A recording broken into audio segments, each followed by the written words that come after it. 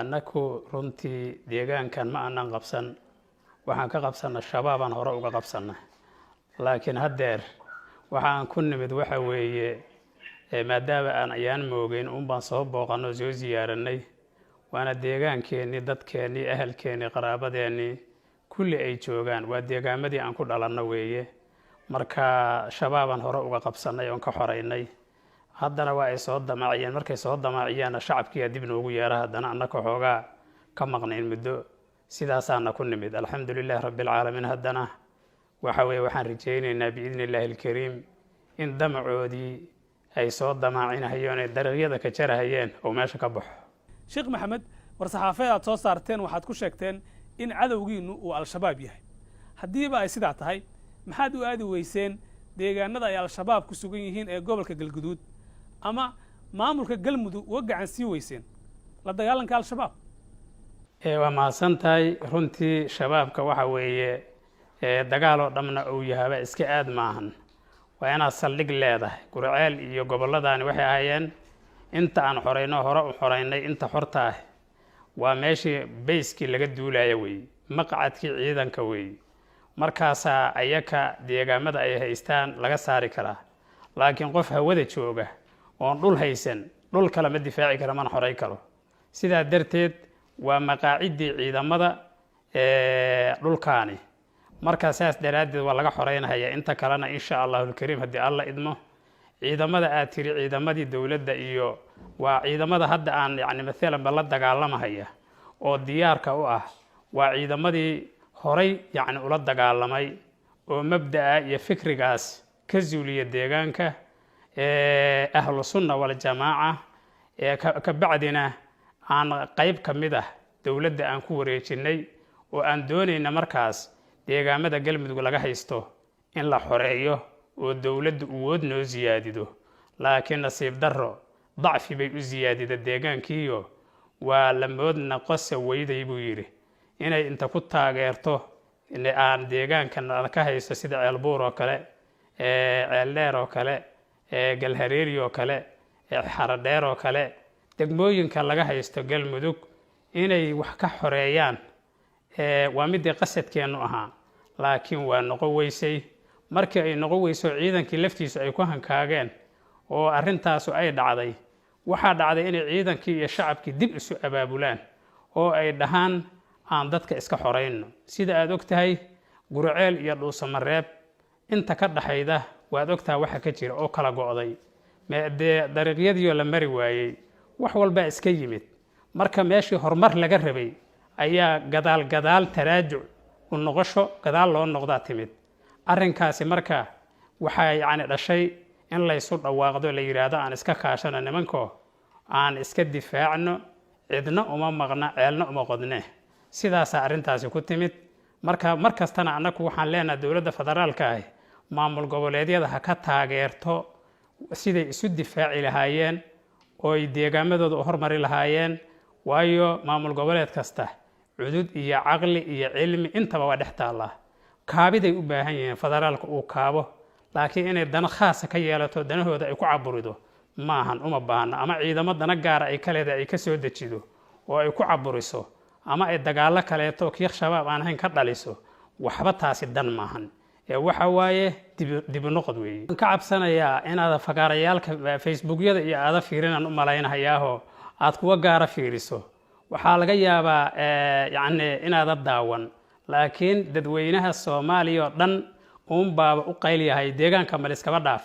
inaan laga xoreeyo oo culimada ahlu sunna waljamaaca meel kastay joogaan markhaati waxaa kuugu filan meesha la yidhaahdo wisil iyo bacaadweyn iyo intaba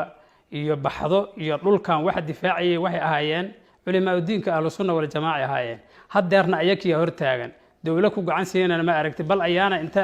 yacni la ag tegay oo laysku sawiraa laga tegay annakuna hadda waxaas ma naqaan daacadnimaa naqaanaa lilaahi ah waxaan laqdaba lahayn waa waxaan annaku doonaynaa marka waxa waaye alxamdulilaahi dadkaas deegaamadaa jooga markhaati kuugu filan oo annaku dadkan ka mid ahayn ah culimadeennii ah mashaa'ikhdeennii ah ardadii talaamiiddii aan waxbaraynay ah oo iskaashadoo mabda' ku dagaalamahaya laakiin cid gacan siida oo daacadaho nimankaas in deegaamada laga zuuliyo diyaar u ah unbay leeyihiin ma haystaan dowlad gacan siida in la hodo maahan maamul kaleeto gacan siiya ma haystaan meel cidlaha looga dhaqaaqay waa ogtaa adiga laftaadu maamulkan hadda deriska nala ah oo Puntland aadan ugu mahad celinayaa sidii ay nooga taageereen yacni ay dhaheen waa in galmudug iska difaacda al-shabaab oo annaku isaga difaacna aad isaga difaacdaan oo ay ku deeqeen baabuur teknika ah oo ay ku deeqeen yacni qalab raashin wax walba ay ku deeqeen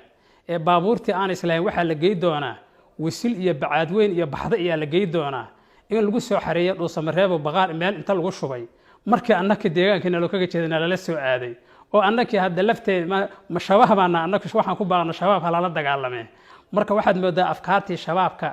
arrin ay gadaal ka curunayso ayaad moodaa markii dadkii saas loola dhaqmay gacan haatintoodaanba ku soo noqonay inkastoo dal shisheeye joogidiisa yacni aad joogto markaad meelahaas joogto idaacadda ka dhageysanaysaa waa idaacaddii waddankaaga af Soomaaliga dhageysanaysaa waxaad dhageysanaysaa waddankaagii akhbaartiisa waddankii aad ku dhalatay waxa waaye aad iyo aad mar walba waa u hilowsan tahay marka alxamdulillaah rabbil caalamiin gacan haatintaas iyo danqasho aan ka danqanayno waxaan soo marna dib in la kugu celiyo mar labaad gurceel geeskiisaan labile waxa ku jaala bohol weyn oo 56 shahiid hal maalin lagu wada aasay oo raggii waaweynaayo Sheekh Xuseen Cabdi Cami kamid hogaaminayeen ma saasay ugu leedan raggii culimada meesha ugu dhamaadeen oo deegaankiina nabada Ilaahay ka dhigay noloshoodii waxay ku iibiyeen yacni in ay helaan raxmadna inay helaan ummaduna badbaado oo amni ay hesho marka saasa culimadii loogu baahan yahay laakiin caamana coodkii ku dagaalamaysa waad aragtay galmudug NGO waxay noqotay dibadda inta laga yimaado dool loogu yimaado inta jagada laga qaato diyaaradda laga raaco haddana markii xogaa ay dhamaato haddana dadka xogaa lacag inta loo keeno haddana laga dhoofo oo aan dadkii mashabaaba haysta madax furasha loo haysta deegaamadii loo haysta xataa dadka marka arrimahaas oo dhan waxaad xogogaalad ka tahay iska yeeli waxa waaye qof kasta oo Soomaali ah waa u baahanaa inay gacan siiyaan oo nimanka anaga gacan siiyaan annakaaba waxaan leenahay oo ku baaqaynaa Soomaaliya ha u midowda nimankaas kan karada ah oo ummadii aad ogeydeen sidii u baabiiyeen 14 Oktoobar oo hilibkii ummaddu isku darmay ayagoo dibad iyo daakhilba ka wada yimid oo deegaamadoodii jooga saad ogeyd u gubay war dadka noocaas oo naxariis laawayaalka ah aan u midowno marka inaan iska kaashano oo qolo walba heba qoladay wax ku tari karta wax tarto taasi waa mid aan u taagano oo ku boorinayn ciidamada aan wadana annaku waa ciidamadii qaranka Soomaaliyeed weey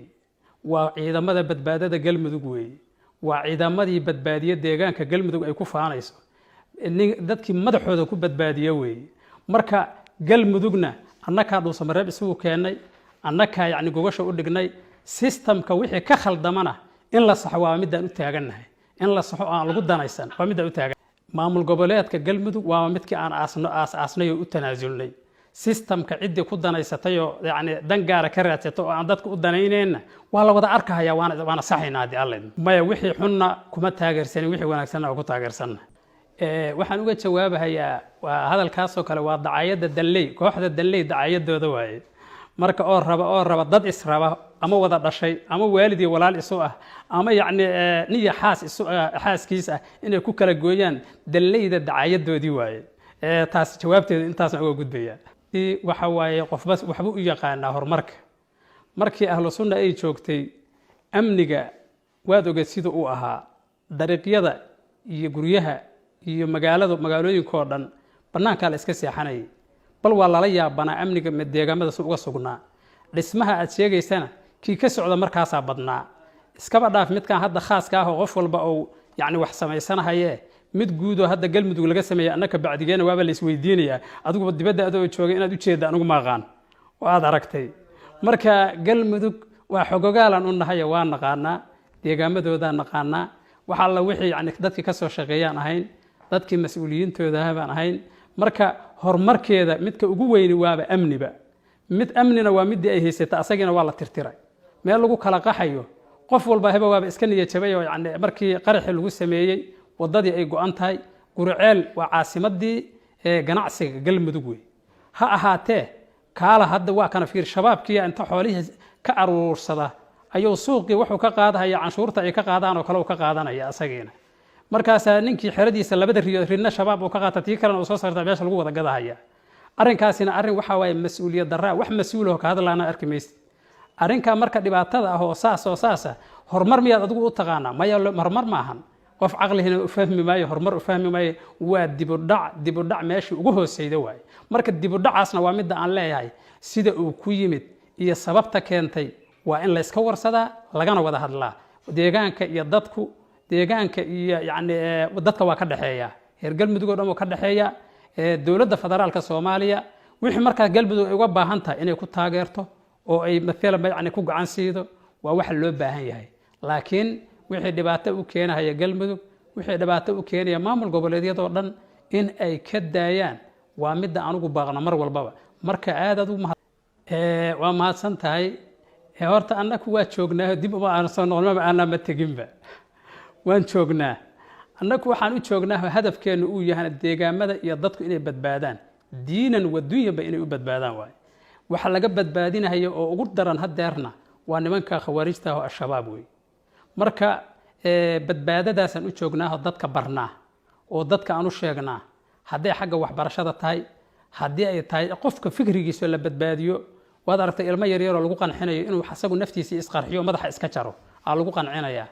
deegaamadan kama aysan jirinin in maalan ba arrimaha noocaas oo kaleeta dadka la baro hadeertan waxa waaye afkaartii ayaa soo dhex gashay deegaamada oo dhan waxaan doonaynaa waxyaabaha noocaas oo kale in lagala dagaalamo maamul goboleedyada ugu baaqnaa dowladda federaalka aan ka gacan siinaynaa hadafkeena annaka iyo ujeedadeenna aan annaku doonaynaa waxa weeye in lala dagaalamo si wada jir ah nimanka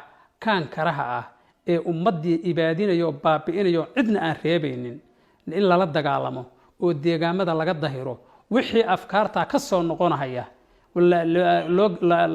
يعني la yiraahdo ka soo noqda wixii aan ka soo noqoyna yani lala dagaalamo oo dadkii laga ilaaliyo waxa weeye runtii wax waajib oo nasaara way annaguna mas'uuliyiintii waxaan nahay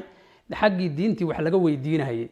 xaqii yani shacabkii bulshadii wax ka weydiinayeen marka iyakana waa ku boorinaynaa nafteena waa ku boorinaynaa hadafkeenu kaas